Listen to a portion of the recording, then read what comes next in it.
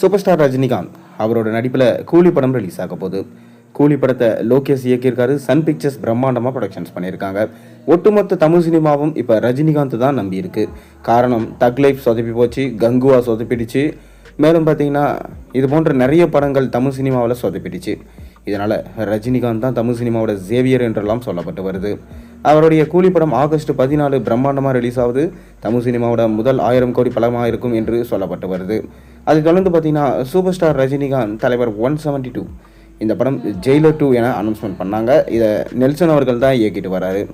இதை தொடர்ந்து தலைவர் 173 படத்துக்கான கதை தேர்வில் ஈடுபட்டிருக்காரு நம்ம சூப்பர் ஸ்டார் ரஜினிகாந்த். இப்போ நமக்கு கிடைச்சிருக்க லேட்டஸ்ட் நியூஸ் என்னன்னா, சூப்பர் ஸ்டார் ரஜினிகாந்தோட தலைவர் 173 படத்தை நம்ம கேஎஸ் ரவிக்குமார் தான் எடுக்க போகிறத அதிக வாய்ப்பு இருப்பதாக நமக்கு தகவல் கிடைச்சிருக்கு. இது உண்மையாக இல்லையா, வாங்க வீடியோக்குள்ளே போய் பார்ப்போம். சூப்பர் ஸ்டார் ரஜினிகாந்த் தொடர்ந்து அடுத்தடுத்த படங்களில் பிஸியாக நடிச்சிட்டு இருக்காரு. அவருடைய நடிப்பில் இப்போ கூலி படம் ரிலீஸ் ஆக போகுது. லோகேஷ் இயக்கியிருக்க இந்த பிரம்மாண்ட படத்தில் அமீர் கான், ஷவுபின் சாக்கர், உபேந்திரா, நாகார்ஜுனா, ஸ்ருதிஹாசன் போன்ற மிக முக்கியமான நடிகர்கள்லாம் நடிச்சிருக்காங்க. கண்டிப்பாக தமிழ் சினிமாவோட 1000 கோடி அடிக்கும் படமாக இருக்கும். அது மட்டும் இல்லாமல் பார்த்தீங்கன்னா இந்த படம் பல சாதனைகளை நிகழ்த்தும் என்று எதிர்பார்க்கப்படுது. அதை தொடர்ந்து பார்த்தீங்கன்னா தலைவர் 173 படத்துக்காக நம்ம கேஎஸ் ரவிக்குமார் ரஜினியிடம் ஒரு கதை சொல்லியிருக்காரு. அதாவது ராணா படத்தை ஏற்கனவே எடுக்கலாம் அப்படின்னு சொல்லிட்டு முடிவு பண்ணியிருந்தாங்க. அதற்கான கதையை கூட அடிக்கடி ரஜினிகாந்த் பார்த்தீங்கன்னா கேட்டுக்கொண்டு இருக்காராம். ஆனால் இப்போ ராணா படத்தை எடுக்க போகிறதா நம்ம கேஎஸ் ரவிக்குமார் சொல்லலை. புதுசாக ஒரு கதை சொல்லியிருக்காராம். ஆனால் ஏற்கனவே பார்த்தீங்கன்னா லிங்கா அப்படின்ற படத்தை எடுத்ததன் மூலமாக மாபெரும் ஃப்ளாப்பை கொடுத்தாரு நம்ம கேஎஸ் ரவிக்குமார் ரஜினியை வச்சு. ரஜினியே பார்த்தீங்கன்னா தன்னோட சம்பளத்திலிருந்து ஒரு பகுதியை கொடுத்துருந்தாரு. அதனால் அதோடு ரஜினிகாந்தும் கேஎஸ் ரவிக்குமாரும் கூட்டணி வைக்க மாட்டாங்க அப்படின்னு எதிர்பார்க்கப்பட்டது.